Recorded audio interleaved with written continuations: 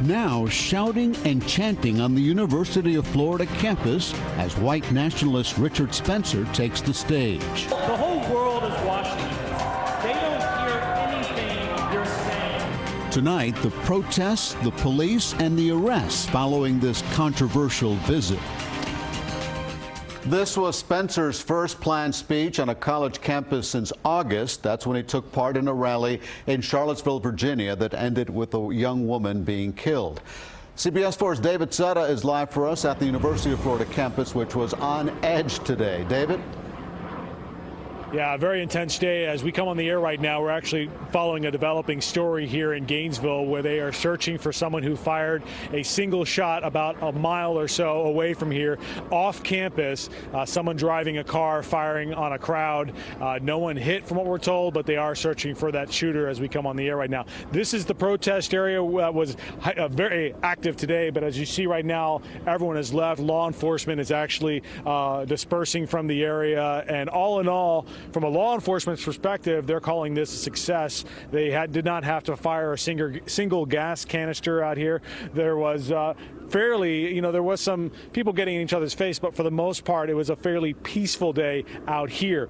Inside, though, it was very intense as Spencer tried to make his message known here.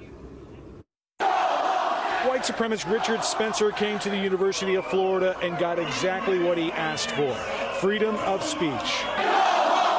Roughly 70% of the crowd invited in to hear him express their First Amendment at the same time Spencer did, essentially joining in.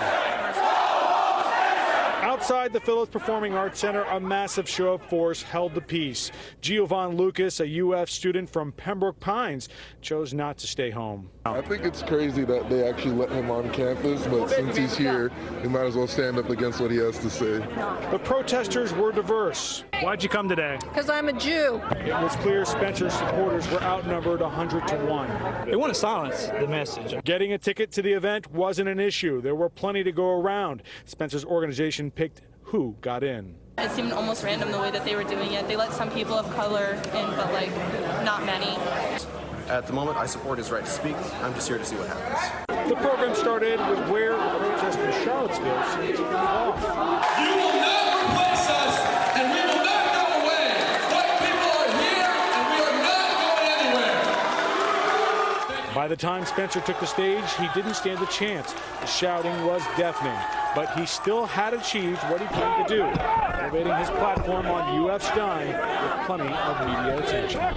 I'm not a racist in the sense that I hate people and I want to scream at them and so on. No, in that cartoonish version of a racist, I'm absolutely not a racist. I do think that race is real, race matters, and race is the foundation of identity. So in the end, Spencer spent a little over $10,000 for his 700 tickets. They look just like this. This is one of them. He didn't hand out nearly 700 of these. There was a lot of empty seats in that arena today.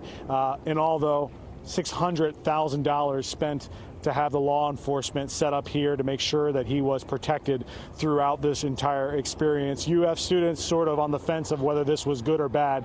Good in the sense that maybe, we didn't have the conflict, we didn't have people getting hurt and beat up here, but at the same time, they're looking at this and saying this shouldn't have been here in the first place. A lot of conflicted people here at the University of Florida, Elliott. David, we understand there were some arrests today. What can you tell us about that?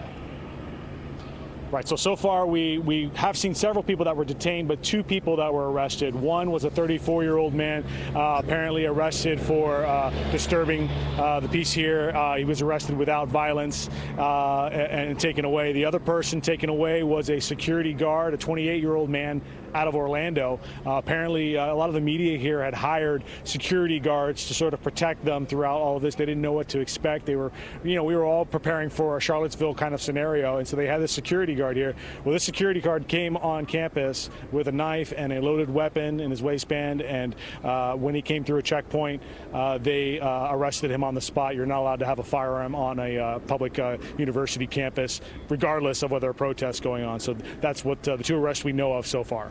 Okay. David Sutta reporting from Gainesville. David, thank you very much.